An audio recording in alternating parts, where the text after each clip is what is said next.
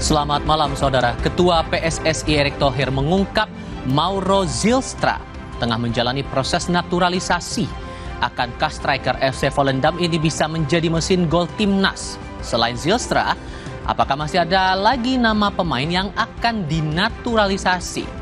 Kami juga akan menghadirkan pantauan langsung perkembangan pencarian korban tenggelamnya kapal Tunu Pratama Jaya dan pantauan dari titik-titik banjir di Jakarta. Saya Tifal Solesa, selamat datang di Sapa Indonesia Malam.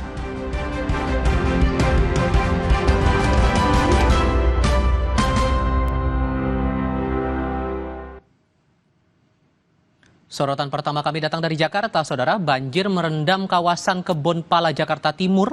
Ketinggian air mencapai 175 hingga 200 cm. Banjir akibat luapan aliran Kali Ciliwung ini melanda sejak pukul 3 dini hari. Meski sempat surut, cuaca hujan yang tak kunjung berhenti membuat debit air kembali bertambah hingga malam ini. Total 4 RW terdampak banjir di Kebonpala, yakni RW 4, 5, 7, dan 8. Sebagian warga yang terdampak kini mengungsi di SD Negeri 01 dan 02 Kampung Melayu.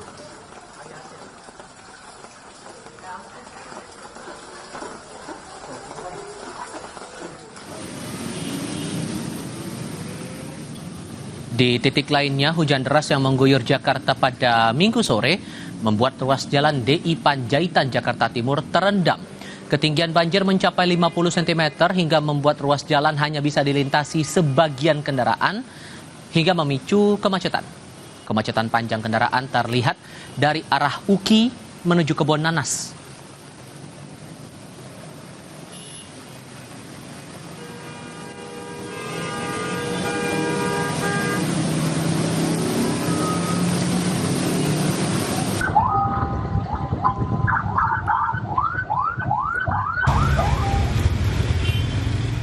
Masih bicara dampak banjir terhadap lalu lintas di Jakarta, hujan deras yang mengguyur pada Minggu sore sempat membuat akses Jalan Haji Nawi menuju Pondok Indah terputus. Sementara akses Jalan Fatmawati menuju Blok M ikut terendam banjir hingga kendaraan segala jenis harus menurunkan kecepatannya. Sebagian pengendara mengaku memilih berhenti untuk menghindari banjir agar tidak mengalami mati mesin pada kendaraannya.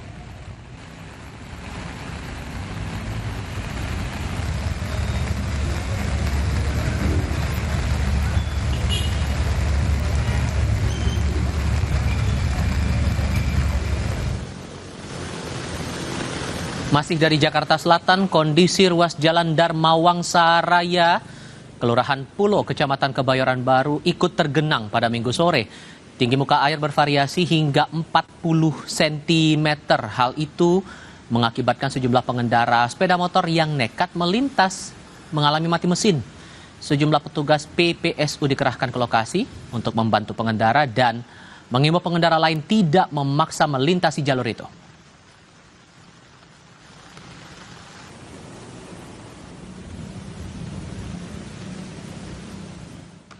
Kita sudah terhubung dengan jurnalis Kompas TV Niko Anggriawan dan Hani Rivelino di Kebonpala, Jakarta Timur untuk mengetahui perkembangan terbaru terhadap banjir yang ada di sana.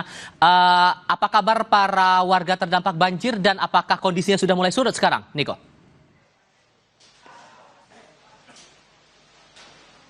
Ya, Tifal dan juga saudara, kalau misalnya melihat situasi terkini di kawasan Kebonpala, Jakarta Timur, cuaca masih terus diguyur hujan.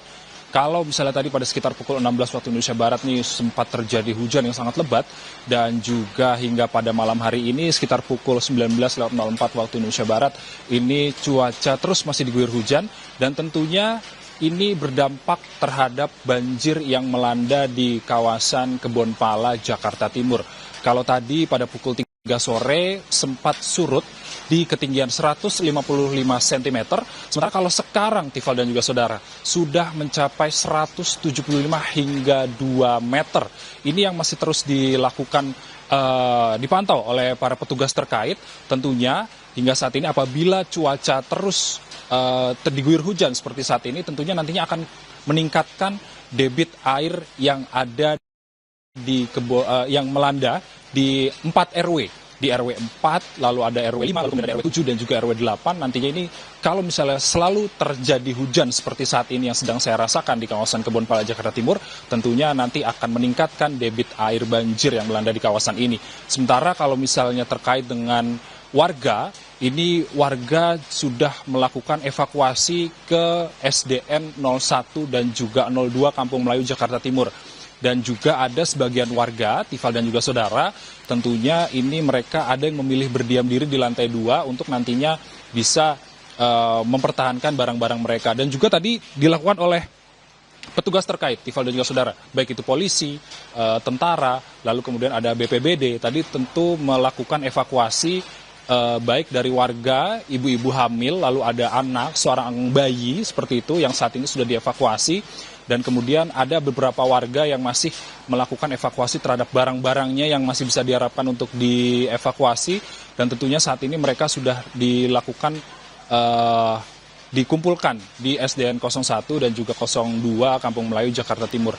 Dan bagaimana kalau misalnya kita melihat bantuan dari pemerintah, ini bantuan dari pemerintah ini juga sudah menyediakan untuk sementara informasi yang telah kami terima, ini adalah beberapa ambulan, baik itu ambulan dari Polres Jakarta Timur, lalu ada ambulans dari Kecamatan Jatinegara ini sudah di standby, ada di Kelurahan Kampung Melayu Jakarta Timur untuk nantinya apabila keadaan darurat tentunya bisa langsung membawa